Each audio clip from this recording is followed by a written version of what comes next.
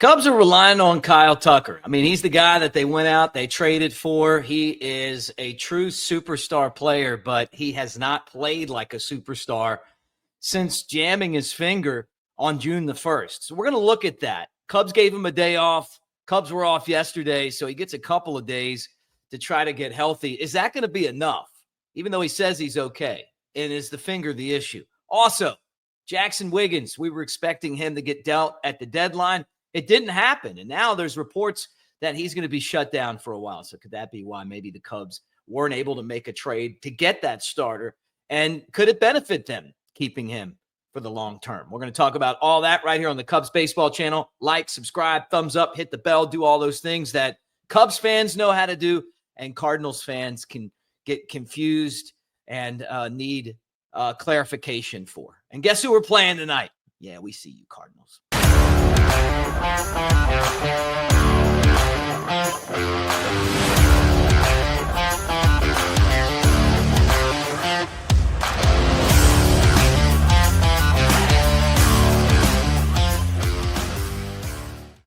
What do you say, everybody? It's Mick Gillespie, and welcome. It is the Cubs Baseball channel. I'm at Broadcaster Mick on the socials today, and appreciate you guys for hanging out. I'll leave that up there for you a little bit today. All right, let's get right to it. Almost did this show yesterday, and then I was like, well, you know what? I didn't want to skim over it. So I thought since today was a day off, or yesterday was a day off, and, obviously today leading into a game, that today would be a good time to talk about Kyle Tucker, right? The guy's struggling right now, and even struggling, I mean, it's not like he's an awful player, but since jamming his finger on June 1st, and remember, he had the x-rays, they came back negative, he's trying to play through it, but he's hitting .255 with 6 home runs and 22 runs batted in since June the 1st. Those aren't the kind of numbers that Kyle Tucker's all about, right? It's a contract year. We'll get into that in a second. But look at the comparison before that, before the injury. In those 59 games, look at the slash line there, .284 average, almost a .400 on base percentage, 12 home runs, 10 doubles, 39 runs batted in, more walks than strikeouts.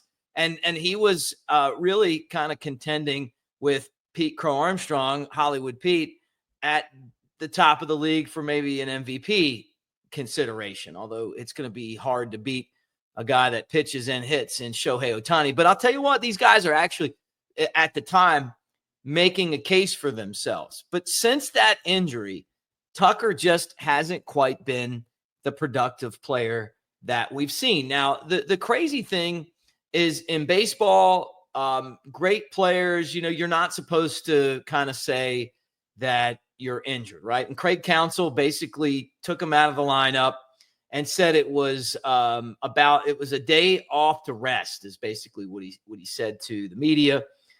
I've been kind of homing in on this right finger injury for a while now. It just feels like in baseball that guys like Tucker want to help the team. They play through injuries. And this one's really costing him. Now, he was asked about it and said he was fine. And then he said, I've got to go out and do my job regardless of how I feel. I'm just trying to continue that the best I can, right?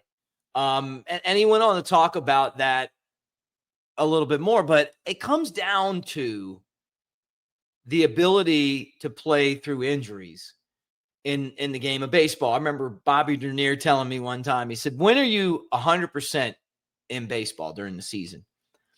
And I said, I don't know. He said, never. You're always banged up. He said, you play every day. It's not like you have any time to heal up. He's like, look at every other sport. Football, you get a week off. Basketball, you get a couple of days off. Hockey, you get time off. He said, baseball's every day. And so when you have an injury, it sometimes never really gets the chance to heal because you're always on it. And I feel like this is a situation that kind of feels that way, right? I mean, here we are with the Cubs star player not producing, jam finger, and he's not much of a threat in the lineup right now. And it's affecting the rest of the team because they all seem to, and this is the same thing that he saw in Houston, and one of the reasons why he's such a renowned guy is that he makes the other guys in the lineup better. He makes the other players better because he's that good. So it's a situation where he's not 100%. So what are the Cubs' options here? Well, the first thing you do is you let him try to play through it. He's not terrible, but he's not himself. The second thing is you give him some time off. And having Willie Castro helps out a lot. It's a good trade for the Cubs as far as this team's concerned because the bench was awful before. It's gotten better. It really has. He makes the bench a whole lot better. And you can give some time off. You can mix things up. Maybe you put Seiya in right field, and you try to let him have a chance to heal. The other thing is that, if it's not getting better, then put him on the IL and bring up Owen Casey. Owen Casey's ready. Okay, he's ready. I saw MLB Network, and one of our old buddies was on there talking about Owen Casey. And of course, I'm talking about Mark DeRosa. He was a Cub, and when he got traded, people weren't happy. They loved Mark DeRosa. He really was a great Cub, and in a short amount of time. And then now he's an excellent analyst on the MLB Network. But he also coaches Team USA. And I heard him on there, and he was talking about, hey, I've seen Owen Casey for the last 2 years, and he's really good, right? And I know Casey's from Canada, but he said he's ready for the big leagues, and he is. And if Tucker's hurt, then put Casey in right field, let Tucker get healthy.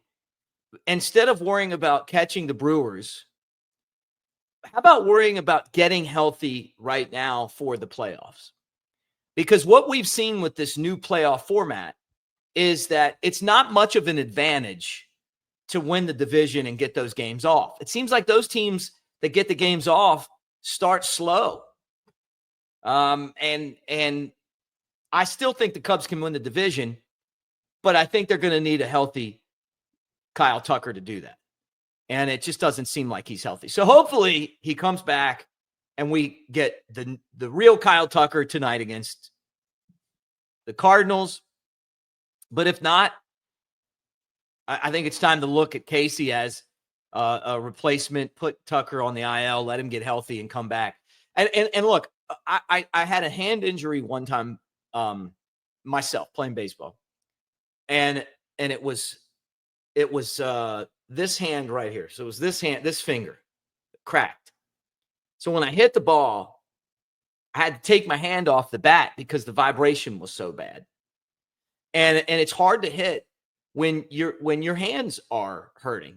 So you don't think of your hands maybe like, one finger being that important, but the vibrations from the bat, and his is an index finger, could definitely be causing him some issues. The other thing too is, what if he just got into some bad habits because he was overcompensating for the hands? And if that's the case, then he's just going to have to work through those issues. But the Cubs can't win the World Series without this guy. Now, the other question is, does this hurt his ability to go out and get the contract that we think he's going to get, and potentially an extension from the Cubs or sign from someone else? I don't know the answer to that. I think he's going to be highly sought after. I think he's going to get things turned around, but we can't ignore his health any longer because he just isn't the same player that we had at the beginning of the year. And the Cubs need him at his best. And when you look at the players that the Cubs traded to get him and got rid of, Bellinger's having a good year with the Yankees. Paredes was an all-star before he got hurt. Cam Smith is one of the best rookies in baseball, playing every day for Houston. Wisniewski was in the starting rotation before he went down with an injury. All the players you traded to get Paredes, with the $5 million that you sent with Bellinger. So Cubs got to win on this one. They really do. All right. Second thing I wanted to talk about today was Jaxon Wiggins, and saw some reports online that Wiggins was shut down. I was pretty sure that the Cubs were going to wheel and deal Wiggins at the deadline to get a starting pitcher. And they're taking a lot of grief right now around baseball for not doing more to help themselves at the deadline. Now, no one traded pitching with control. So just remember that. And I don't know what the price was to get there. I can tell you that the Cubs worked really hard. I know that for a fact, to try to get pitching. And this was their biggest trade chip, right? Wiggins is elite talent, and he has had a tremendous year. 3-2 record, 2.02 ERA, and 14 games and 13 AA starts. Now, he's thrown more innings this year than he did all of last year because he was injured and coming back from an injury. I don't know what the extent of him being shut down is. So is it an injury, or is it that they're not comfortable with the innings count? What I can tell you is that since June 20th, he's pitched one time, July 19th, and he went 2 innings and he struck out 5 guys, and that's it. He's thrown some bullpens, and the speculation is that maybe the reason why the Cubs weren't able to make a deal with him was because of his health status. So I don't know. He's had a history of injuries, obviously 3 Tommy Johns. I don't know anything firsthand. I'm just telling you what I've read online and the people that I've talked to. What I will say is this may benefit the Cubs because if he can pull it together, another guy that was really injury prone with great stuff with Justin Steele. Wiggins is by far better than Justin Steele when he was in the minor leagues. So if Wiggins can get the health stuff down, and maybe the Cubs, who have been very clear about wanting to be gentle with him after only throwing 59 innings last year, and he's already at 60 something this year, they could have something special. I heard from a guy that covers SEC baseball that he was becoming a star at Arkansas and then was injured. So the guys got the ability to be excellent. The biggest thing for him is just the staying healthy part of it. And, that's obviously a part of the game, but Wiggins not traded and still with the organization. So you talk about this season for him, he lowered his walk rate. He was a strikeout machine. He was really able to change things around because of the spike grip on his slider, which he throws harder with more spin. And that was kind of something that helped him with his whiff rate. A lot of guys miss that. And to come to AA and to dominate in the games like he did gives the Cubs, somebody that they look at and go, hey, this guy could be the future. I've said I think he could get outs in the big leagues right now out of the bullpen, but it doesn't seem like that's going to be an option. But we'll be covering this. We'll be following Wiggins, seeing what the situation is here. But I started getting texts from people that cover the Cubs saying, hey, you know what? Reports are that he's going to get shut down. And that could be just as much precaution as it is, hey, something's major wrong. If he's not going to pitch in the big leagues this year out of the bullpen, maybe the best thing is to just take the gains that they've got, be gentle with them, put him in bubble wrap, which is what I used to say about Cade Horton, and then get him to the point where he's like Cade Horton, who's, I think, right on the verge of stardom at the major league level. So anyway, that's where we are right now. Cubs and our arch rival Cardinals in St. Louis. Boring St. Louis, as Chris Bryant once said. And it's going to be a pretty good matchup today. You got Matthew Boyd pitching, and 11-4 with a 2.34 ERA. If the Cubs bullpen could just be halfway decent, he would be 12-4, and even better than that. And he'll face off against Michael McGreevy, who is a left-hander at 3-2 and a 5.08 ERA. So hopefully the Cubs can tee off on McGreevy, a 25-year-old that is trying to find a little stability. And the Cubs have who's become their ace, and all-star Matthew Boyd on the mound. So anyway, that's it, guys. Thank you for being here again. Get in the comment section, comment away. Tell me what you think. Oh, there's Mick again saying that we should go to the minor leagues. Yes, you have 40 guys on your roster. If someone's hurt, bring someone else up and keep it fresh. Having a guy that's injured and that's production's going down, that you need to be ready for the postseason. Just keeping the season going and not getting any healthier, to me, it just seems counterproductive. But we'll see. Tucker could come out and have a big game anyway. You guys tell me what you think in the comment section. Thank you for being here, and we'll talk to you again tomorrow. Go